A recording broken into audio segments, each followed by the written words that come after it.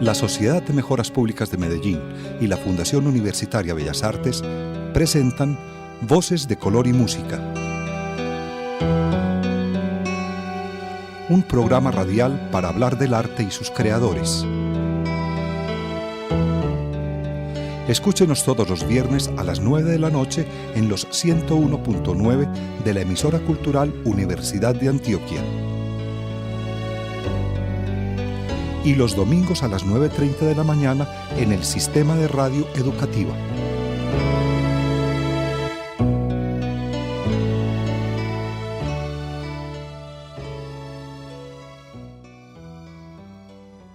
Bienvenidos, este es Voces de Color y Música. Muchas gracias por acompañarnos en el programa radial de la Fundación Universitaria Bellas Artes y de la Sociedad de Mejoras Públicas de Medellín. Agradecemos a Ocaris Patiño, quien nos acompaña en la grabación del programa. En la realización está con ustedes Carlos Vélez. Hoy vamos a hablar de artes plásticas a partir de unas muestras que se van a tener en varios espacios del centro de la ciudad, y donde participan jóvenes artistas plásticos o también, o más bien estudiantes de artes plásticas o de distintas también programas relacionados más bien, que buscan mostrar en lo que se denominan como muestras finales sus trabajos, sus proyectos, lo que han venido como realizando en sus últimos meses de trabajo. Hablamos de espacios profundos y de rostridad. Hemos invitado a Gladys Ramírez, ella es coordinadora curricular de artes plásticas en la Fundación Universitaria de Bellas Artes, y a Norman Botero, que es docente y quien coordina varios de estos grupos que hacen parte de estas muestras que les he mencionado.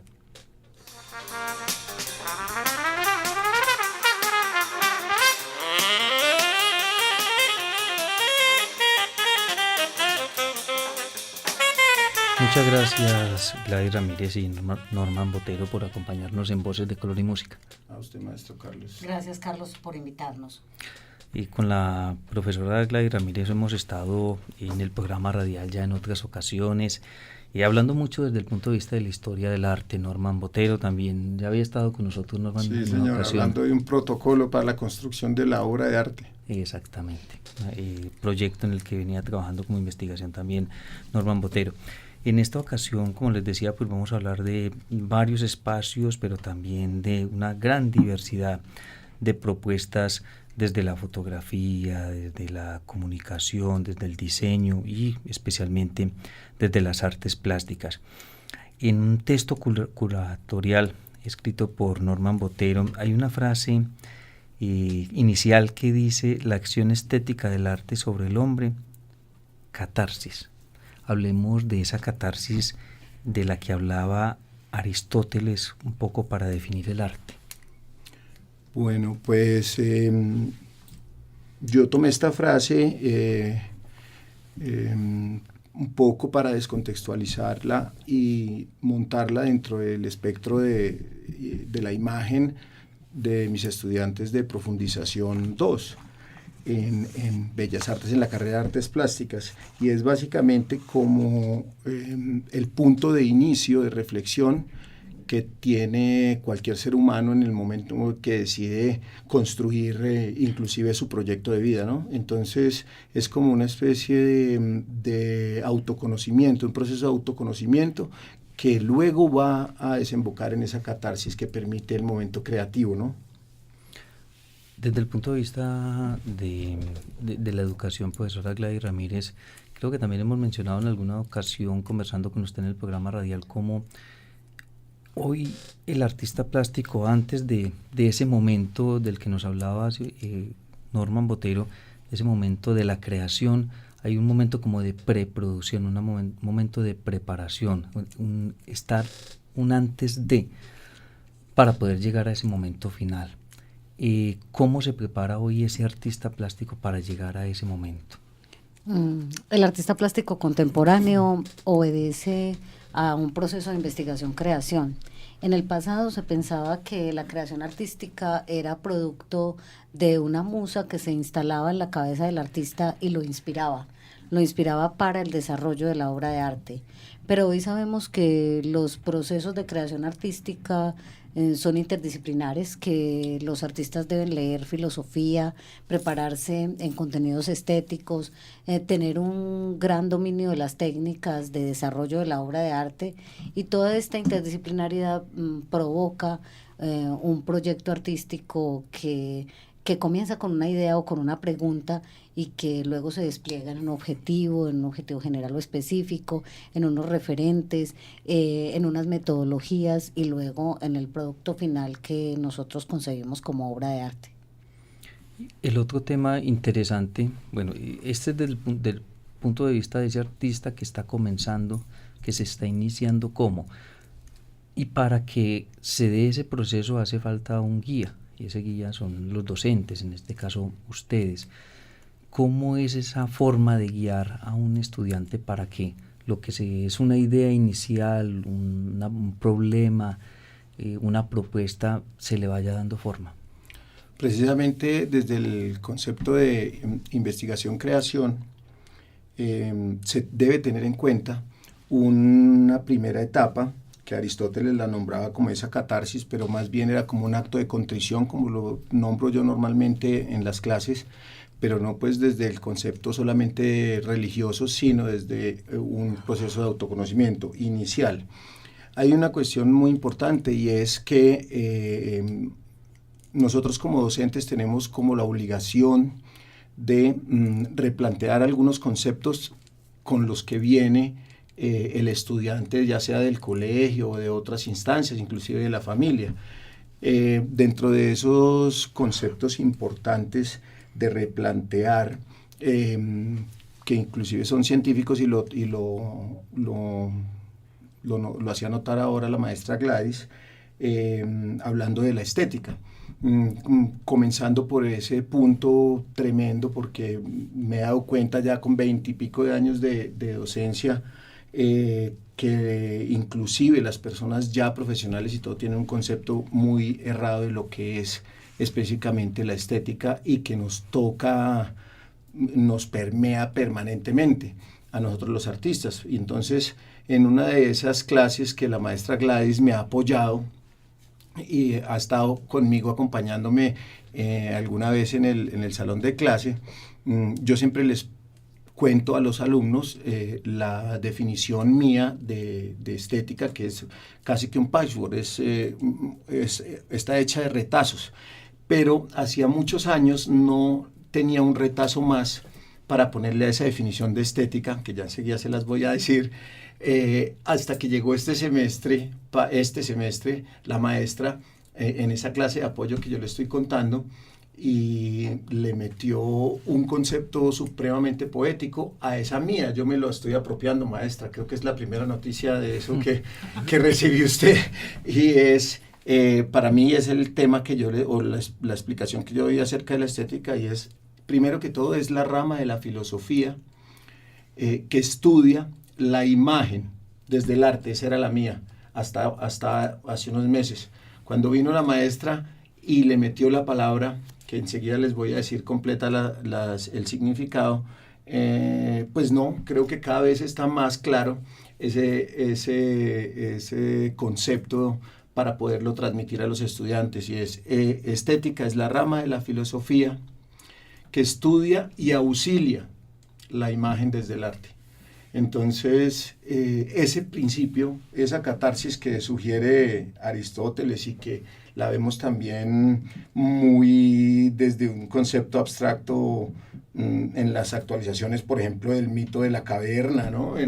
Actualmente, que en donde aparece nuestro reflejo, donde aparece nuestra luz, donde aparece nuestra fuente de conocimiento, que sería el fuego, ¿no? O donde podíamos asumirlo como inclusive la primera película, o el primer concepto derivado del fuego eterno y del fuego inicial del universo. Entonces, imagínense, vamos más atrás y más atrás. Entonces, ese fuego y esa concepción del universo es la que nos permite, si nosotros nos damos cuenta y dejamos que o reconocemos esas afecciones desde nuestros antepasados, son los que nos permiten en este momento estar instaurando un pensamiento sólido en un modelo creativo desde una investigación profunda.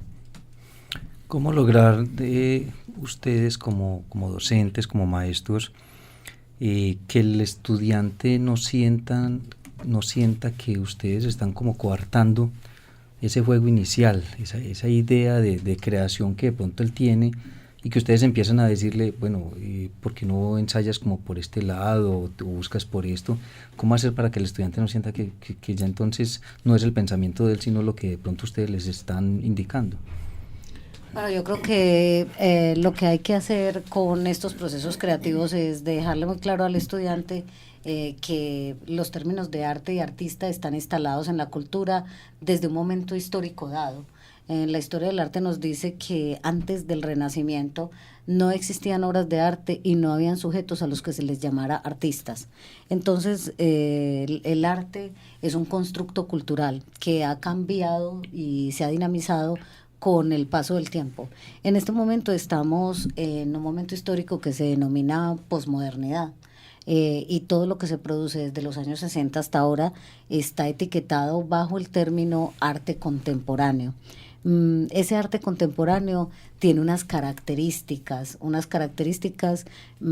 que pueden estar dadas por el pensamiento filosófico de época, por los líderes del arte de ese momento histórico, o sea, de los 60, 70 hasta ahora, y por situaciones de carácter histórico que ocurren. Por ejemplo, pues nosotros sabemos que la contemporaneidad en el momento actual tiene ya tres momentos o como tres unidades cronológicas. La posmodernidad más antigua o la inicial se da después de la Segunda Guerra Mundial y va desde la Segunda Guerra Mundial, desde que explotan la bomba atómica en Hiroshima y Nagasaki, hasta que se derrumba el muro de Berlín. La segunda etapa va desde el derrumbamiento del muro de Berlín hasta el atentado a las Torres Gemelas, y la tercera etapa, que es la que nosotros estamos viviendo hoy, va desde ese atentado a las Torres Gemelas en el 2001 hasta 2019.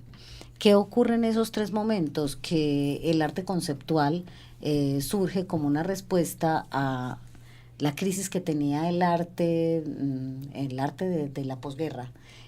También ocurre que se da la globalización y se dan otras teorías del arte que nos muestran que el arte se vuelve cada vez más multicultural, que el arte obedece a conceptos geoestéticos y que el arte también busca una comunicación con el ser humano que Nicolás Bourrias llama arte relacional. Entonces, teniendo conciencia de que esta práctica ya está historiada, ya hay unos conceptos de base que determinan cuál es el norte del producto artístico, y que ya hay una forma de ser del artista en la contemporaneidad. Creo que los muchachos comprenden qué es lo que les compete, pues hacia dónde va el producto artístico que ellos desarrollan y cuál es la intención final de la obra de arte en esta época histórica. Y es así como se llega entonces a una propuesta como la que se tiene en exposición en esta próxima semana, y donde se reúnen entonces trabajos de lo que se denomina profundización, es decir, jóvenes que ya han avanzado, digamos, en su proceso. La muestra se denomina Rostridad, es la forma como se ha llamado. ¿Por qué ese nombre? Bueno, ese nombre viene aparentemente, hoy sucedió una cosa porque los muchachos que están en la exposición se dieron cuenta que había un nombre global, y que el nombre Rostri, para esa muestra de todos los trabajos pues de la gente de Bellas Artes, de los alumnos de Bellas Artes, y que el nombre Rostridad pues pertenecía, como lo habíamos sugerido y lo habíamos estudiado desde hace algunas clases, sugería como todos los procesos en los que están inmersos estos muchachos en ese momento de profundización 1 y 2, que es, vamos a ver, en este caso ya estarían culminando una primera etapa de su etapa final. Ahora vienen los trabajos de grado 1 y grado 2. Ellos habían estudiado en algún momento, y viene el concepto ahí del libro 1000 mesetas, en el capítulo precisamente que habla de la rostridad, pero no nos habíamos puesto a reflexionar acerca de lo que significaba ese concepto. Cuando los muchachos escucharon la primera propuesta de espacios profundos, viniendo un poco, jugando con las palabras desde la clase, pues desde el momento en que están ellos, que es profundización, les causó curiosidad porque había que cambiar el nombre de espacios profundos otra vez y ponerle rostridad. Cuando fue bautizado como rostridad, sienten un poco más allegado el concepto desde Deleuze y Guattari, que ellos lo explican además algo complejo, pues por el lenguaje que tienen ellos desde la filosofía y esto, pero básicamente la rostridad es la conciencia de una epidermis, no solamente que da a conocer el rostro, ¿cierto?, por fuera, sino que es la proyección de un interior mucho más complejo, mucho más trabajado, en donde entra todo el concepto de que estábamos hablando ahora de catarsis, de volver atrás, de acto de contrición, para reconocerse y poderse afirmar en el presente. Lo que decía la maestra ahora, del momento en el que estábamos a través del tiempo, un exalumno suyo, Pedro, me regaló alguna vez un libro en una clase de estética que estuvo de alumno, y proponía no solamente que estábamos en un momento o en el momento de la posmodernidad, sino que estábamos inmersos en lo contemporáneo, pero resulta que ya había un nuevo modelo para definir el tiempo del artista en este momento, y él hablaba, y el libro hablaba de una ultracontemporaneidad. Entonces me encantó esa división por momentos históricos, pensándolo desde el arte que hizo la maestra, que además es una tesa para la historia, y me pareció súper bello que esté metido. Inclusive tengo yo una obra que hice precisamente ahora el 11 de septiembre, hablando de esa ruptura que hubo dentro de la conciencia en el mundo entero, y fue la cuestión de las Torres Gemelas, sí. Entonces, pues no, viene de ahí, viene de la necesidad. Yo tenía aquí una frasecita corta que habla algo de eso, y es básicamente el concepto como lo entendemos, o como lo entiende esta exposición y los alumnos, es decir, los personajes que estamos dentro de... estamos metidos como en este modelo, es: en la muestra final de profundización se hace visible un interés común por encontrar el significado del objeto a través del ser. Eso es básicamente dejar ver, y lo decía François Goñet, no, estaba hablando bueno, lo decía un filósofo que es demasiado poético en su pensar, y hablaba de que en ese cajón, se me escapó el nombre ahora del filósofo, lo utilizo todos los días, ¿no? En ese cajón del sótano La Guardilla, ¿cómo es que se llama? La poética del espacio, es el libro. Bachelard hablaba y de un cajón, un mueble, un neceser o un vargueño que, como la estructura del ser humano y el pensamiento, que si usted muestra absolutamente todo y lo abre de par en par, corre muchísimos peligros. Entonces, ¿qué es ese dejar ver en su momento adecuado, o abrirse del todo en su momento adecuado, ese vargueño o ese closet o ese baúl, para dejar ver poco a poco momentos de lo que está detrás del rostro? Entonces, es decir, el rostro no solamente hace referencia, en Deleuze y Guattari, no hace referencia al óvalo de la cara, y a la piel, sino a la piel de absolutamente todo el cuerpo, o todo lo que se pueda denominar cuerpo, y entenderlo como la proyección de un contenido tras esa piel, que es el que produce el gesto, que es el que produce el sudor, la brillantez en el mismo rostro, o el gesto de alegría, o el gesto de tristeza, o el gesto de emoción en el momento creativo. Muy bien, esa es entonces la definición que se puede hacer del término rostridad y lo que significa el término para esta muestra final. Profesora Gladys, ¿dónde se van a encontrar entonces estas, o qué espacios son los que están destinados para que se puedan o contengan más bien las obras de estos estudiantes? Bueno, como siempre, la Fundación Universitaria de Bellas Artes tiene muy claro que su interés es generar cultura en el centro de la ciudad. Entonces, para la muestra Espacios Profundos Rostridad, tenemos 2 espacios que pertenecen a la Fundación Universitaria de Bellas Artes. Uno de ellos es el Palacio de Bellas Artes, un edificio histórico muy bello que está ubicado en la playa Córdoba, que en este momento se ha convertido en un centro cultural donde podrá encontrar la gente de la ciudad una programación académica y una programación artística y también conciertos y demás durante todo el año. La muestra se inaugura el 19 de noviembre a las 6:30 de la tarde y va a estar hasta el 22. El segundo espacio es el denominado Bloque 3, que está ubicado en Córdoba, a media cuadra de la estación del agua del tranvía. Allí también vamos a tener una exposición no solamente de obras que pertenecen al proyecto Rostridad, sino de proyectos finales de diseño visual, comunicación y fotografía. Ese espacio también se inaugura el mismo día. Entonces tenemos una inauguración simultánea de los 2 espacios expositivos y ambos van hasta el 22 de noviembre. Finalmente, Norman, ¿qué lenguajes, qué propuestas se encuentra ahí? Podemos hacer como un resumen de lo que se puede ver en Rostridad.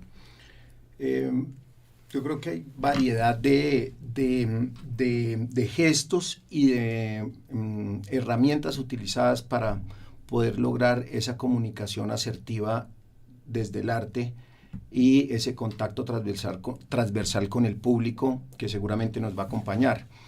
Bueno, tenemos instalación, tenemos dibujo expandido, tenemos nuevos medios.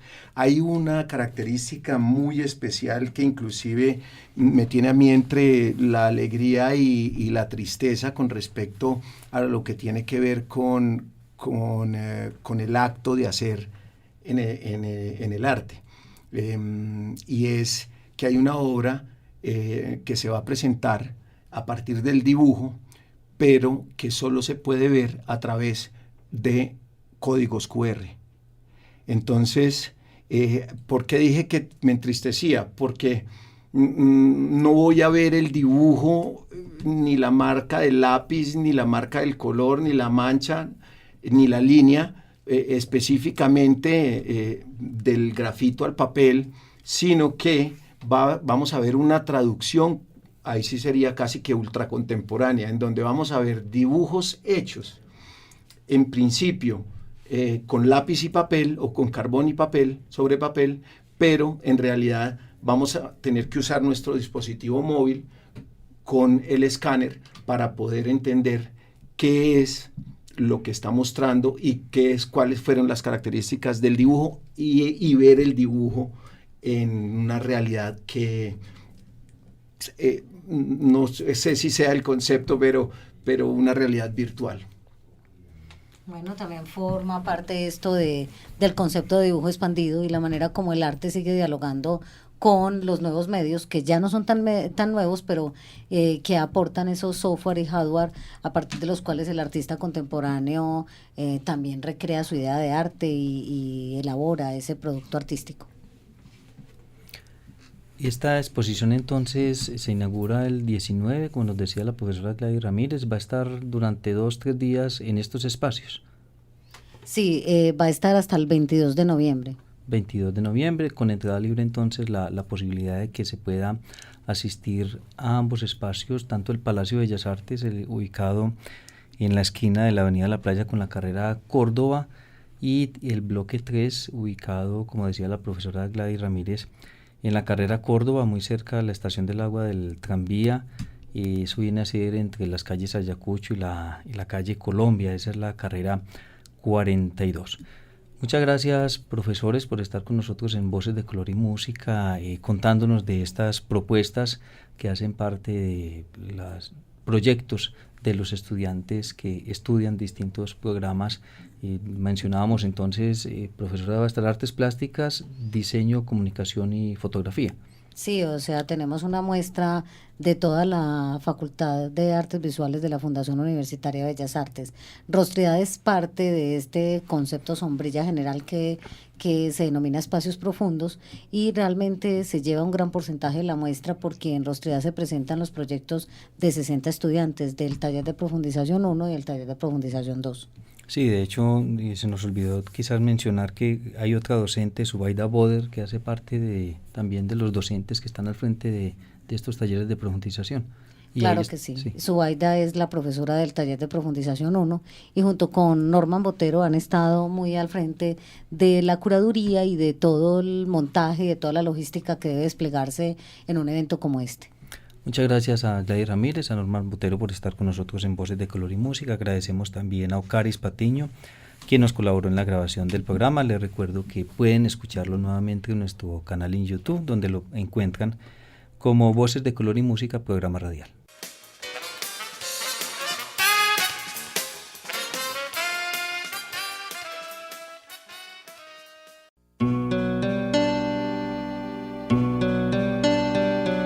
La Sociedad de Mejoras Públicas de Medellín y la Fundación Universitaria Bellas Artes presentaron Voces de Color y Música, un programa radial para hablar del arte y sus creadores. Escúchenos todos los viernes a las 9 de la noche en los 101.9 de la emisora cultural Universidad de Antioquia. Y los domingos a las 9:30 de la mañana en el Sistema de Radio Educativa.